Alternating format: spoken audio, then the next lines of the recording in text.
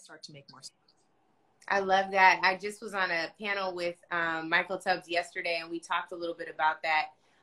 You have a fan in here. Snoop Dogg is in here and is saying some good things in the comments, which is great. Snoop, I hope you'll endorse Marilyn. This could be the first Black woman of Congress in Washington State, where I'm from. We'll take that endorsement, Snoop.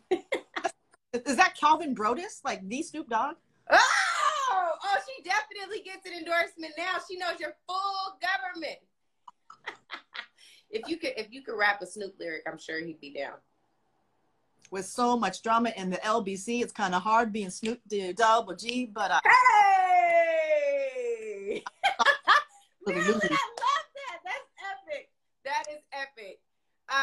He said you got it, baby. I don't know if it was before or after you rapped, but he said you got it. So now you can add Snoop to the list.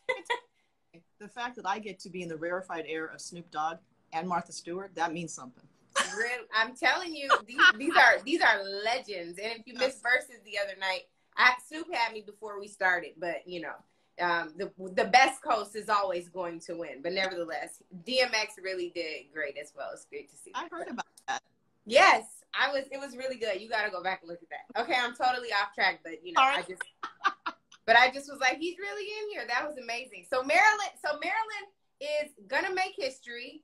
She has the right posture on policy in Washington State, running for Congress. She has the track record and the experience, and she got Snoop. I'm just trying to figure out where we're losing here. We're not losing. You also have the immediate past two governors who have endorsed you, Marilyn. Yes. Talk about that, because I think there are some people, especially given the environment we're in right now, you know, who are like, you have to have, you know, all Black everything, and if you have support from these people who I didn't always agree with, I'm gonna cancel you out. That does not work, especially when you're talking about using politics to create compromise and to see real change. What do we do?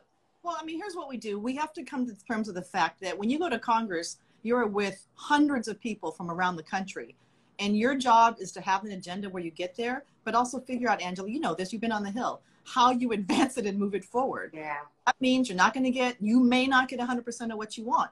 But I tell folks, I'd rather get 70% of something than 100% of nothing. And so how do we form those coalitions and move things forward? But here's who's supporting me. I mean, the co-chair of the Tacoma Pierce County Black Collective, the co-founders of the Black Alliance of Thurston County, just about every civil rights leader in our district, 5-6 members of the Congressional Black Caucus, 2 governors, Ron Sims, who was a former deputy secretary of HUD, 5 mayors, 22 mayors across the country. I mean, I do have support from our community, but also understanding that, you know, we represent everybody in our district. I will always go to the mat for our community, but I tell folks too that what's good for our community actually benefits everybody. That's right. That's 100% right. It is good for all of us. And so, you know, I'm excited to have the opportunity to represent in Congress, and I'm not going there just to make history. I'm going there to do the work, because the work is done. And if you look at the number of Black women who are running for office right now, it is off the charts. I mean, I was on an event yesterday on Facebook Live, and there's an event called it was with the Federal Way Black Collective, and it was in Magic, and there were, you know, 3 or 4 of us running for office, some for re-election, and it was just outstanding to be part of this group and to talk about this is a moment in history right now where this country needs our leadership at the state and federal level, and to not step up would be irresponsible, to be honest with you.